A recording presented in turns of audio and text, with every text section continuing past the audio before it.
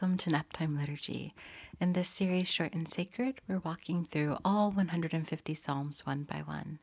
Our intent is not a deep dive or a study, but just a pure reading of the poetry and a few of my honest reflections.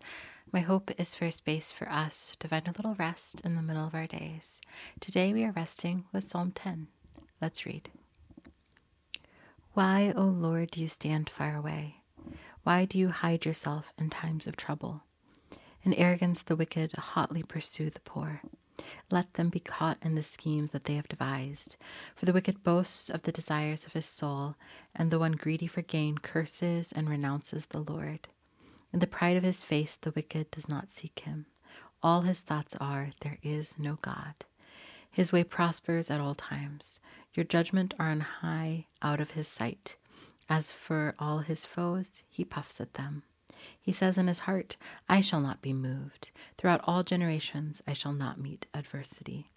His mouth is filled with cursing and deceit and oppression. Under his tongues are mischief and iniquity. He sits in ambush in the villages. In hiding places he murders the innocent. His eyes stealthily watch for the helpless. He lurks in ambush like a lion in his thicket. He lurks that he may seize the poor. He seizes the poor when he draws him into his net. The helpless are crushed, sink down, and fall by his might. He says in his heart, God has forgotten. He has hidden his face. He will never see it. Arise, O Lord, O God.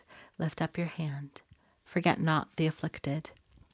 Why does the wicked renounce God and say in his heart, you will not call to account? But you do see, for you note mischief and vexation, that you may take it in your hands. To you the helpless commits himself. You have been the helper of the fatherless. Break the arm of the wicked and evildoer. Call his wickedness to account till you find none. The Lord is king forever and ever. The nations perish from his land. O Lord, you hear the desire of the afflicted. You will strengthen their heart. You will incline your ear to do justice to the fatherless and the oppressed, so that man who is of the earth might strike terror no more. This is the word of the Lord.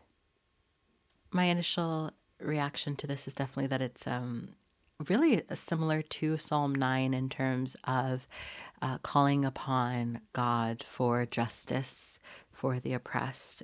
It's reading like a lament. The psalmist is talking about the evildoer, the wicked, and all of their schemes. And it's interesting because I think in our world nowadays, the wicked and the wickedness is maybe a little bit less obvious, that there's things and people that are kind of lurking under the surface, and you don't necessarily see the bad intent right away. But I think there is still, a psalm like this still has a lot of application to present times, even if we're not necessarily waging war or being oppressed in certain ways. Even this idea of scoffing at God and being like, well, I can do this myself, or this, I shall not meet adversity, that God will never see these things. And then the psalmist then goes and says, but you do see, for you note mischief and vexation. So even if the action isn't something that we see right away, it is being noticed by God. Like nothing is out of his control or his realms that he sees. As they say here in the psalm, the helpless commit himself. You have been the helper of the fatherless. And then it calls God to break the arm of the wicked and the evildoer. Call the wickedness to account till you find none. So a call to justice. Then there's this beautiful, near the end of the psalm, saying that the Lord is king forever and ever. So this affirming of God's place in all of this, that he is the king and he is in control and he does see, even if it's not, actions are not obvious to us in our lives. Do justice to the fatherless and the oppressed, that man who is of the earth might strike terror no more.